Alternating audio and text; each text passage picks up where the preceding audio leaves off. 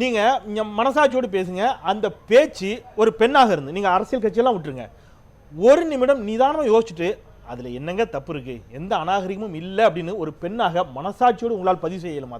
கண்டிப்பா மனசாட்சியோட பதிவு செய்ய முடியும். இல்ல ஏற்றுக்கவே முடியாது. இருங்க, நியாயமான குடும்பத்திலிருந்து பெண்களுக்கு மரியாதை கொடுக்கின்ற குடும்பத்திலிருந்து பிறந்தவர் பெரியார் யார் என்று இந்த உலக மக்களுக்கே தெரியும், இந்தியாவில் இருக்க மக்களுக்கு இல்ல. பெண் உரிமைக்காக தமிழகத்தில் போராடிய போராட்டம் காஷ்மீர் வரை ஒழித்தது. இன்றைக்கு பெண்கள் ஏன் இன்னைக்கு இருக்க சிஎம் அவங்க கூட இன்னைக்கு முதலமைச்சரா ஆக முடிஞ்சது என்றால் அன்றைக்கு பெரியார் எடுத்த போராட்டம்.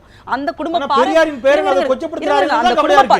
என்ன பேசினார்ன்றது அடுத்து நான் பேசுறேன். அந்த குடும்ப பாரம்பரியத்திலிருந்து வந்தவர் பெண்களுக்கு எப்படி மரியாதை தர வேண்டும் என்றது என்பதை நீங்கள் யாரும் கற்றுக் கொடுக்க தேவையில்லை, அவசியம் அல்ல. இன்னொன்னு பாருங்க, அவர் என்ன பேசினார்ன்ற ஒரு விஷயம் இருக்கு. அது வந்து பிரைம் மினிஸ்டரும் சீஃப் மினிஸ்டரும் சந்திக்கிறாங்க. என்ன காரணத்துக்காக சந்திக்கிறாங்கன்றது மக்களுக்கு விளங்கல, மற்ற அரசியல் கட்சி தலைவர்களுக்கு விளங்கல. அந்த அம்மாவோட உடல்நிலை சரியில்லை என்றுதான் அப்துல் கலாம் அவரோட சவ ஊர்வலத்திற்கு செல்ல முடியவில்லை என்ற ஒரு காரணம் சொன்னார்கள். ஆனா அதே ஒரு 4 நாள்லயே வந்து பிரைம் மினிஸ்டர் வந்து வருகிறார் போது ஏர்போர்ட்டுக்கு போவதற்கு அளவுக்கு உடல்நிலை சரி இருக்கிறதான்றது மக்களோட கேள்வி, மத்த கட்சியினரோட கேள்வி.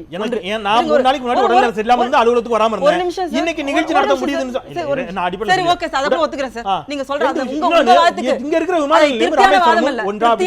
நீங்க சொன்னது உங்க வாதத்துக்கு நான் எடுத்துக்கிறேன். அப்புறம் அங்கிருந்து போனாங்க. அதுக்கப்புறம் காதின்ற ஒரு ப்ரோக்ராம் வந்து அந்த ப்ரோக்ராம் போறோம் புரோட்டோகால் பிரகாரம் பிரைம் மினிஸ்டர் அந்த மாநிலத்துக்கு வந்தா நீங்க அந்த ப்ரோக்ராம் அட்டன் பண்ணணுமா? ஏன் அந்த ப்ரோக்ராம் வந்து அட்டன் பண்ணல? ஒரு கேள்வி இது மக்களோட கேள்வி, நான் உங்ககிட்ட கேட்கிறேன்.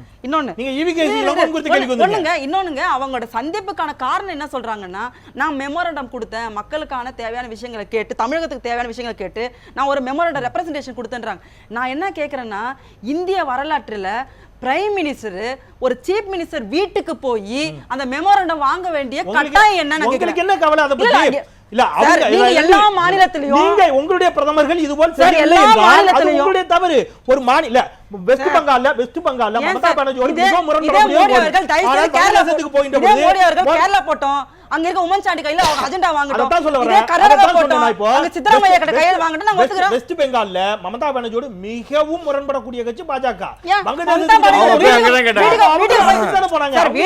வீட்டுக்கு போய் ரெப்ரசன்டேஷன் வாங்கினார் சார். அலுவலகம் நீங்க ராஜ்பவன் எதுக்கு சார் இருக்கு?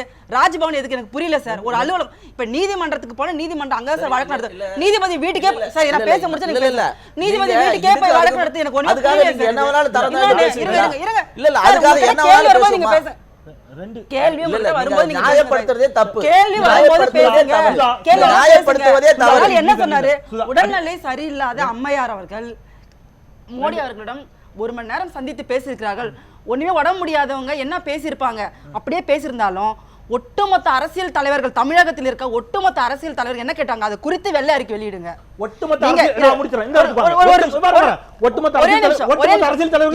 கடிதம் எழுதி கொண்டிருக்கிறார். ஒட்டுமொத்த அரசியல் தலைவர்களும் இதை விமர்சித்தார்கள். எதிர்க்கட்சி எல்லாரும் விமர்சித்தார்கள். ஆனால் மரியாதைக்குரிய திரு கருணாநிதி அவர்கள் மீது இந்த இடத்துல இந்த விவகாரத்தில் வழக்கு பாயல, திரு வைகோ மீது வழக்கு பாயல, ராமதாஸ் அவர்களின் மீது வழக்கு பாயல, உங்கள் மீது மட்டும் உங்களுக்கு எதிராக மட்டும் கண்டனம்னு சொன்னா நீங்கள் பயன்படுத்திய வார்த்தைகள் அவ்வாறு இருக்கின்றன. சார் நான் ஒண்ணு சொல்றேன், தப்பா நினைச்சுக்காதீங்க. ஊடகங்கள்ல சொல்ற விஷயங்கள் எல்லாம் மக்கள் போய் அப்படியே புரிஞ்சுக்குவாங்க நினைக்காதீங்க. அவங்களுக்கு ஒரு அறிவு இருக்குது. என்ன தமிழகத்துல நடந்துட்டு இருக்கு, என்ன ஊழல் ஆட்சி நடந்திருக்கு, என்ன காட்டாட்சி நடக்குது தெரியுது.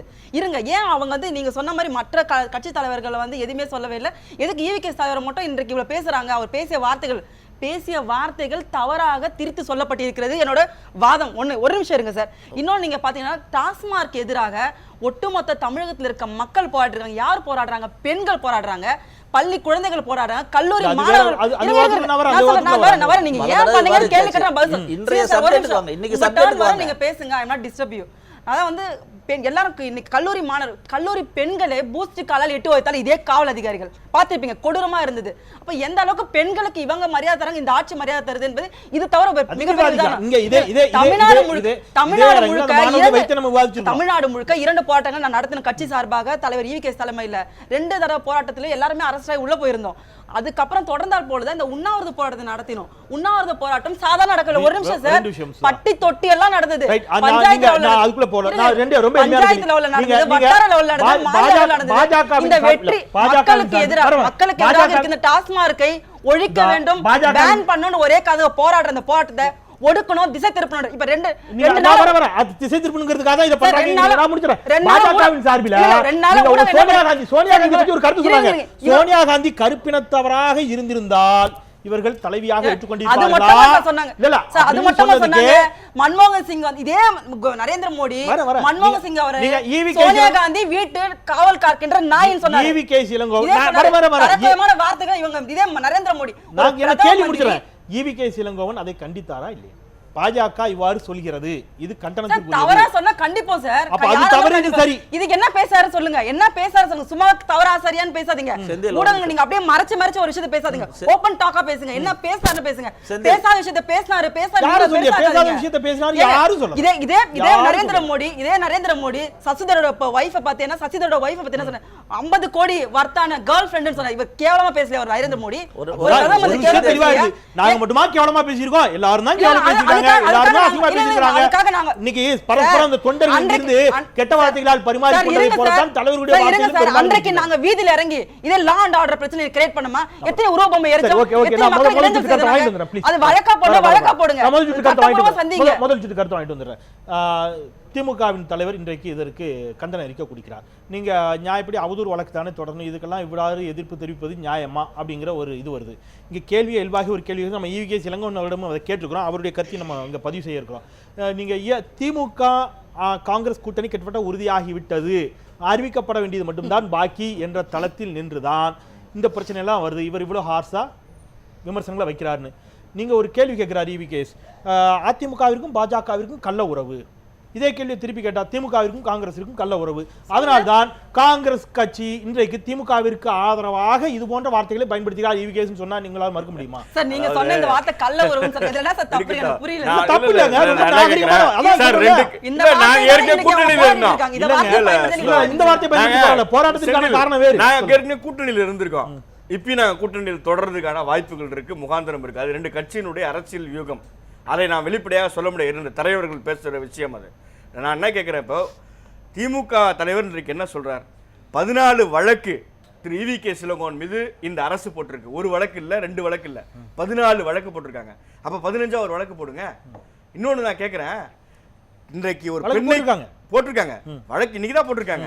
ஏன் போடுறதுக்கு முன்னாடி இவ்வளவு ஆர்ப்பாட்டம், இவ்வளவு போராட்டம்? ஒரு மாநிலங்களவை உறுப்பினர் காங்கிரஸ் கட்சியோட போர்டு அடிச்சு உடைக்கிறாரு. எந்த விதத்துல நியாயம்? இது வரைக்கும் தமிழ்நாட்டு அரசியல் இப்படி ஒரு சம்பவம் நடந்திருக்கா? என்ன கேட்கிறேன், நான் சொல்றேன், எந்த சூழ்நிலையில் 3 நாட்களுக்கு பிறகு நடந்திருக்கா? 4 நாட்களுக்கு பிறகு நடந்திருக்கா? ஜெயா தொலைக்காட்சியில எப்ப இந்த விஷயத்தை காட்டினாங்களோ அப்பத்துல தான் சார் நடக்குது. நான் என்ன கேட்கிறேன், கேப்டன் டிவியோட செய்தி வாசிப்பாளர் மீது இந்த அரசு வழக்கு போட்டிருக்கு. இது வரைக்கும் தமிழக அரசியல் வரலாற்றுல இப்படி ஒரு கொடுமை, இப்படி ஒரு கேவலம் நடந்திருக்குமா? செய்தி ஆசிரியர் மீது வழக்கு போடுவாங்க. இன்னைக்கு கூட புதிய தலைமுறையோட செய்தி ஆசிரியர் மீது வழக்கு போட்டிருக்காங்க. நான் என்ன கேட்கிறேன், செய்தி வாசிப்பாளர் மீது வழக்கு போட்டது அதிமுக அரசு. நான் EVK இளங்கோவன் அவர்கள் என்ன பேசினார் என்பதை தாண்டி நான் முடிச்சறேன். நான் ரொம்ப நேரமா கட்டுப்படுத்தி தான் பார்க்கிறேன்.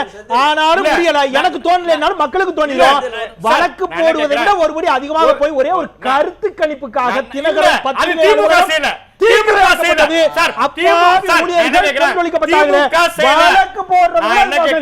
திமுகவிற்கும் எந்த நாடாளுமன்ற உறுப்பினர் போய் கொடுத்தாங்க? எந்த நாடாளுமன்ற பார்க்கலையா? திமுக மாறன் சகோதரர்கள் அன்றைக்கு உடனடியாக போய் பார்த்தார்களா இல்லையா? நீங்க இத பேசினார பேசி எனக்கு தெரியும் சார். வேற வழி இல்ல. நான் என்ன கேக்குறேன், கலைஞர் 50 ஆண்டு 60 ஆண்டு காலம் ஒரு பத்திரிகையாளர். முதல் இன்னைக்கு முரசொலியோட வருஷம் என்ன? நாங்கள் எப்பொழுதும் அநாகரிகமா நடந்துக்க மாட்டோம். ஒரு விஷயம் சொல்லிட்டுங்களா, இதே அம்மையார் ஜெயலலிதா சட்டசபையில் உட்கார்ந்து இருக்கிறப்ப தள்ளுவண்டி தாத்தான் விஜயபாஸ்கர் கலைஞரை பார்த்து சொன்னார். குலுங்கி சிரிச்சாங்க முதலமைச்சர். அதோட இன்னொரு வார்த்தை சொல்லமா, திருமதி கனிமொழி அவர்களை ஜெயலலிதா அம்மையார் தேர்தல் பிரச்சாரத்துல அபாண்டமான குற்றச்சாட்டு, ஆதாரமற்ற குற்றச்சாட்டு சொல்லி நாளாந்திர பேச்சாளர் போல பேசினாங்க. நாஞ்சில் சம்பத் என்ன தெரியுமா சொன்னாரு? ஒரு மீட்டிங் இன்னைக்கும் பேசுறார். யமனுக்கு விருப்பம் இல்லாத தலைவர் கலைஞர்னு பப்ளிக் மீட்டிங்ல பேசுறார் நாஞ்சில் சம்பத். இது இதோட ஒரு கொடுமை சொல்லுவாங்க. இன்னைக்கு போய் கமிஷனர் ஆபீஸ்ல டிஜிபி ஆபீஸ்ல புகார் கொடுத்தாரு பாரதிய ஜனதா தலைவர் எஸ் ராஜா. கலைஞர் தேச துரோகி 10 நாளைக்கு முன்னாடி சொன்னார். ஒரு மூத்த தலைவர் மேல சொல்ற வார்த்தையாது. கலைஞரோட தலையை சீவுன்னு பாஜக பேசினாங்க ஒரு சாமியார். பாரதிய ஜனதா நாகரிகத்தை பத்தி பேசுவது அதிமுக பெண்கள் பெண்கள் அம்மாவை சிலை குறைச்சிட்டாங்கன்னு பேசுறது எனக்கு என்னவோ நான் என்ன கேட்கிறேன், எனக்கு விந்தையா இருக்கு. நீங்க கண்டிங்க தைரியமா, உங்க ஒரு கட்சிக்கு ஜனநாயக உரிமை சார், போராடுங்க சார். நான் வேணாம்னு சொல்ல. கருத்து தப்பா இருந்தா வழக்கு போடுங்க. நீதிமன்றத்தை நிரூபிக்கிறோம் நாங்க. முதல் சுற்று கருத்தை கேட்டு வந்துறேன். சொல்லுங்க. அவருக்கு பேசிய மாதிரி இங்க பாஜக எல்லா கட்சியுமே விதவிலக்கல. இங்க உங்களில் யார் குற்றம் செய்யவில்லையோ அவர்கள் முதல் கல்லை எறிங்கன்னு சொன்னா இங்க எல்லாரும் கல்ல கீழ போட வேண்டிய நிலைமையில தான் இருக்கிறோம். பாஜகவிற்கும் அதற்கு விதிவிலக்கல்ல அப்படிங்கிற பட்சத்தில் இன்னைக்கு ஹெச் ராஜா போய் கம்ப்ளைண்ட் கொடுக்குறாரு. ஹெச் ராஜாவுடைய காணொலியில் யூடியூப்ல அவ்வளவு இருக்குது, நீங்களும் மறுக்க முடியாது. அவ்வளவு பேசுறாரு, எல்லாருமே பேசுகிறார்கள். நாட் ஒன்லி ஹெச் ராஜா, நீங்க அதை கேட்கிறேன். அப்போ இங்க யாருக்கு தான் இந்த தார்மீக உரிமை இருக்கிறது? முதல்ல நிறைய இப்போ அரை மணி நேரம் ஆயிடுச்சு விவாதம் ஆரம்பிச்சு. இளங்கோவன் அவர்கள் இப்படி தரந்தாழ்ந்து பேசுவது ஒன்றும் புதிதல்ல. ஏனென்றால் அவர் வந்த பரம்பரை எப்படி, அவர் சொன்னார் ஈவேராவுடைய பேரன், அவர் எப்படி பேசியிருப்பார் என்பது பேச போகிறாரு, பேசிக்கொண்டு இருக்கிறார் என்பதற்கு என்னால் 1000 உதாரணங்கள். அவர் இப்படி அநாகரீகமாக கொச்சைத்தனமாக ஒரு அரசியல் கட்சி தலைவரை விமர்சிப்பது இது முதல் முறையல்ல. 1000 உதாரணங்களை என்னால் சொல்ல முடியும். ஒரு சில நேரத்தில் மன்னிப்பு கேட்டிருக்காரு. அதற்கு நான் உதாரணம், சகோதரர் ஜெயராஜ் என்று ரொம்ப வீராவேசமாக பேசினார். நான் கூட நினச்சேன் என்ன நம்ம பேச வேண்டியது அவர் பேசுகிறாருன்னு. கமலாலயத்தில் வந்து தாக்கினார்கள் திமுகவை சேர்ந்த தொண்டர்கள். திமுக கொடி எடுத்துட்டு மாவட்ட செயலாளர் தலைமையில் ஒரே நிமிஷம் காரணம் சொல்றேன். ஒரு நிமிஷம் ஜெயராஜ் ஒரு நிமிஷம். வேதாந்தி என்ற ஒரு விஹெச்பியை சேர்ந்த ஒரு உத்தரப்பிரதேசத்தை சேர்ந்த சாமியார் ஒருத்தவர் சொன்னார். என்ன சொன்னார்? கருணாநிதியுடைய நாக்க வெட்டுவன்னு சொல்லலை. பெரிய இவரை வந்து ராமர் எந்த இன்ஜினியரிங் காலேஜ் படிச்சாரு ராமர் பாலம் கட்டுறதுக்குன்னு கேட்டாரு கருணாநிதி. அப்ப அவர் கேட்கிறாரு, ராமரை பத்தி தவறா யார் பேசினாலும் அவங்க நாக்க வந்து சொன்னாரு. கருணாநிதி யாரு சொன்னாலும் சொன்னாரு. குறிப்பாக கருணாநிதியை சொல்லி இருந்தாலும் ராமருடைய தொண்டர்கள் அவருடைய நாக்கை கூட அறுப்பார்கள் என்று அவர் சொன்னார்.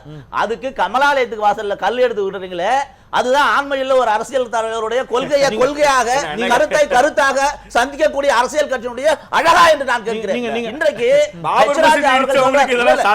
நான் சொல்றேன், இன்னைக்கு ஹெச் ராஜா அவர்கள் தேசிய செயலாளர் என்ன வழக்கு கொடுத்திருக்காரு? இது வந்து சாதாரணமான டிஃபேமேஷன் கேஸ் மட்டும் கிடையாது, புகழுக்கு களங்கம் விளைவிக்கிற அவதூறு வழக்கு மட்டும் இல்ல. ரெண்டு குரூப்புக்கு மத்தியில ஒரே நிமிஷம், ரெண்டு குரூப்புக்கு மத்தியில அவரு நான் ஆர்டினரி சிட்டிசன் இந்த நாட்டோட தீர்ப்பு சொல்றாரு. இந்த செக்ஷன்ல இது பைண்ட் ஆகுது, இந்த செக்ஷன்ல இது பைண்ட் ஆகுது அப்படி சொல்லிட்டா ஒரு அவர் வழக்கறிஞர் 133வது ஏ 133 பி அந்த சொல்றாரு. அந்த செக்ஷன்ல கிரியேட்டிங் எனிமிட்டிஸ் பிட்வீன் டூ குரூப்ஸ். இன்னைக்கு அதிமுக தொண்டர்களும் காங்கிரஸ் கட்சிக்காரர்களும்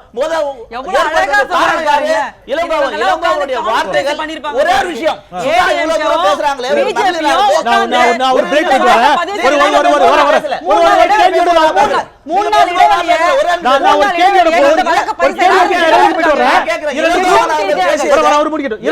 அவர்கள் பேசியதை நீங்க மியூட் பண்ணாம உங்களால போட முடியுமா?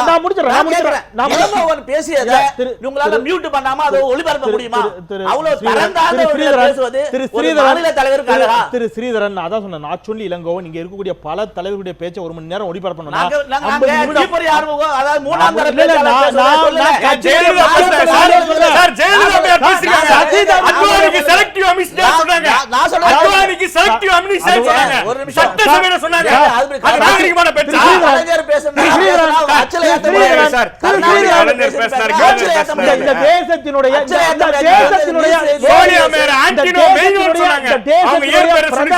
மோடியினுடைய வார்த்தைகள் அவங்க சொன்னாங்க. சசி தரூரின் மனைவியை பார்த்து அதை மீட் பண்ணாம போட முடியுமா? காங்கிரஸ் கட்சிக்காரங்க மகளிரை பத்தி எவ்வளவு கேவலமா நீங்க எதுக்கு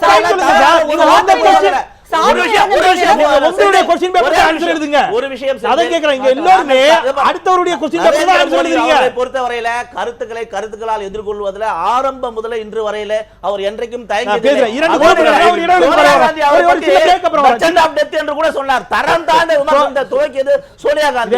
சாவு வியாபாரி மரண வியாபாரி என்று சொன்னார்.